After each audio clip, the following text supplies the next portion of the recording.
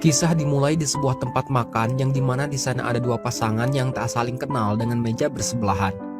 Keduanya fokus dengan obrolan masing-masing, pria tampan mengomentari pasangannya dan wanita cantik yang di sebelahnya juga dikomentari pasangannya. Dengan tema yang sama pula. Perbedaannya, pria tampan yang langsung diguyur air oleh pasangannya yang berakhir putus, sedangkan wanita cantik itu masih selamat sentosa. Pria tampan dan wanita cantik itu serta pasangannya menggunakan lip yang sama.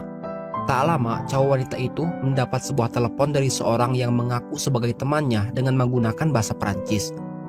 Pria tampan yang mendengarnya nyeletuk jujur aja gitu, memberitahukan kalau cowoknya sedang nelpon selingkuhannya yang di Perancis.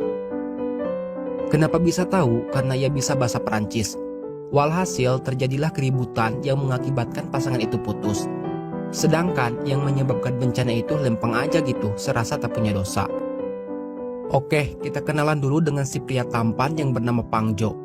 Pang Jo seorang CEO muda di perusahaan desain terkemuka di negara Raja. Bisa dilihat dari arsitektur bangunan perusahaannya yang serba mewah. Pang Jo memiliki sebuah kelebihan selain arsitek handal, ia juga cowok paling jujur. Dalam hidupnya tidak pernah berbohong. Apabila ada teman, pacar, atau karyawannya ketahuan berbohong, sudah wassalam. Dan kekurangan Pang Jo cuma satu, yaitu karakternya yang dingin. Sedangkan si wanita cantik bernama Su Yiren berbeda dengan Pang Jo. Su Yiren gadis baik yang tentunya cantik, selalu bersemangat dalam hidupnya, walaupun hidup sebatang kara. Balik ke cerita, di perjalanan pulang masih dalam keadaan nangis, Su Yiren mendapatkan sebuah telepon dari atasannya untuk sesegera mungkin kembali ke kantornya. Bosnya menanyakan berkas yang sudah Su Yiren persiapkan karena kliennya akan segera datang. Sesampainya di kantor dalam rangka menyerahkan berkas kepada bosnya, Su Yiren dikagetkan dengan Pang Jo yang berada di sana. Ternyata klien yang dimaksud bosnya itu emang Pang Jo, orang yang andil besar dalam acara putus dengan pacarnya tadi. Bosnya minta maaf atas keterlambatan berkasnya itu dikarenakan Su Yiren mengalami masalah di rumahnya. Mendengar itu, Pang Jo langsung menginterogasi Su Yiren. Menurutnya apa yang dikatakan bosnya itu berbeda dengan apa yang ia lihat tadi.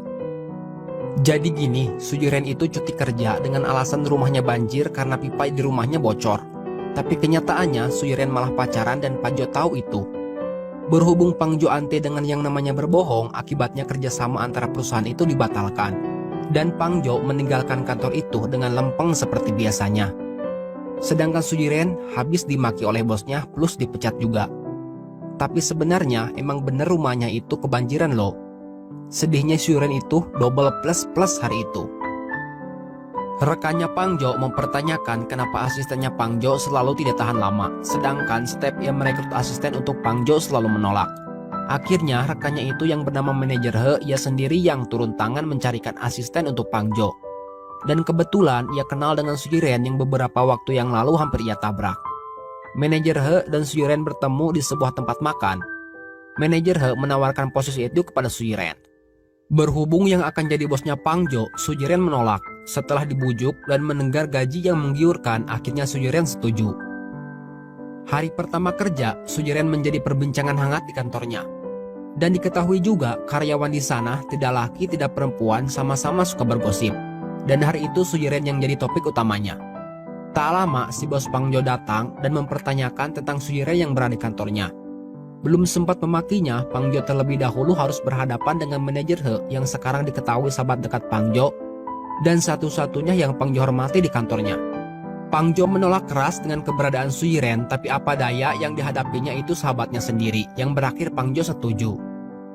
Sekarang Su Yiren sudah resmi jadi asistennya Pang Jo. Tugas Su Yiren yaitu melayani Pang Jo. Selain itu ada satu lagi tugas khusus Su Yiren yang diberikan manajer He, yaitu untuk memastikan perkataan bosnya yang terlalu jujur, yang jujurnya selalu menyakitkan hati.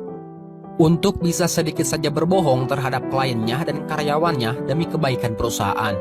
Karena selama ini Pang Jo sering gagal mendapatkan proyek karena kejujuran yang menyakitkan hati kliennya. Dan itu yang harus dihandle Su Yiren. Sedikit berbohong gak apa-apa katanya. Su Yiren dan Pang Jo bekerja seharian dan selama itu mereka selalu berduaan. Dan Pang Jo juga tidak sejahat yang dipikirkan Su Yiren. Ada suatu momen di mana Su Yiren diturunkan sendiri di sebuah halte bus di tengah malam karena bosnya tak mau mengantarnya pulang. Walau begitu, Pang Jo melihat dari kejauhan memastikan Su Yiren mendapatkan bus untuk pulang. Dan paginya Sujiren memaki-maki bosnya yang sedang tertidur. Terlihat juga dalam tidurnya Pangjo banyak tekanan dan sedikit mengigau. Yang berakhir Pangjo tak sengaja menarik Sujiren ke pangkuannya, yang mengakibatkan Pangjo bangun dan keduanya salah tingkah. Saking malunya, Sujiren dan Pangjo sampai tidak sadar. Sujiren melihat Pangjo yang sedang ganti baju dan Pangjo tidak sadar kalau di sana masih ada Sujiren, yang membuat keduanya kikuk kembali. Beberapa waktu berikutnya, Sujiren mendapatkan sebuah telepon dari ibu kos rumahnya mengabarkan bahwa rumahnya bakal disewakan kepada orang lain, yang membuat Sujiren langsung ke sana. Sesampainya di rumahnya, Sujiren protes sama ibu kos dan ibu kos itu juga mengatakan kalau orang yang mau menyewa rumahnya itu harganya lebih tinggi daripada Sujiren. Bukan cuma itu saja, ibu kos itu juga memerasnya meminta Sujiren untuk mengganti rugi pipa yang bocor dengan harga tinggi yang membuat ia protes kembali. Padahal sebelum rumah itu ditempati Sujiren emang dari sononya udah bocor. Bukan itu saja, ibu kos juga memecahkan barang berharga Sujiren yang membuatnya sedih. Tapi Sujiren nerima saja, ia akan membayar apa yang ibu kos itu minta. Tak lama, tanpa sepengetahuan Sujiren, Pangjo datang tanpa permisi dan mendengar semuanya dari luar. Pangjo mengancam ibu kos itu dengan pasal-pasal yang menakutkan yang berakhir ibu kos itu kabur. Kenapa Pangjo bisa berada di sana? Pangjo cuma penasaran soalnya Sujiren cuti kerja dengan alasan yang sama. Terus keduanya dilanjutkan menemui kliennya di suatu perusahaan. Sebelum ke sana, Pangjo meminta Sujiren untuk mengawasi pembicaraannya apabila ada perkataannya yang aneh. Ia meminta Sujiren untuk menghandlenya. Pertemuan dilakukan kliennya dengan keluarganya dan Pangjo dengan asistennya. Beberapa kali Pangjo bicara dan beberapa kali juga Sujiren memotongnya. Berkat Sujiren, nama Pangjo dipuji kliennya. Selama itu pertemuan mereka berjalan bagus dan positif. Tiba pada suatu ketika, bocah anak kliennya itu melemparkan es batu sama Sujiren. Yang anehnya, orang tuanya melihat itu malah ikut tertawa seolah membenarkan perilaku anaknya. Ya, walaupun anak kecil, seharusnya sebagai orang tua bisa membedakan mana yang benar dan mana yang salah dan menegurnya. Bila kelak sudah dewasa nanti, sudah terbiasa dengan hal-hal yang benar. Orang tua ini malah, aduh, dasar orang kaya. Kembali ke cerita, melihat itu, Pangjo marah dan menyuruh anak kecil itu meminta maaf dengan kasar, sampai nangis, dan itu diperhatikan orang tuanya. Pangjo juga salah, menegur anak kecil tidak harus dengan cara yang kasar, kalau trauma gimana itu anaknya. Akhirnya Sujiren menenangkan suasana, meminta maaf dan memaklumi bocah itu. Tapi Pangjo tidak terima karena bocah itu sudah menindas karyawannya. Emaknya bocah itu membela dan membenarkan perilaku anaknya. Di tengah keributan antara emaknya bocah itu versus Pangjo, ayahnya bocah itu marah dan mengusir Pangjo dan Sujiren.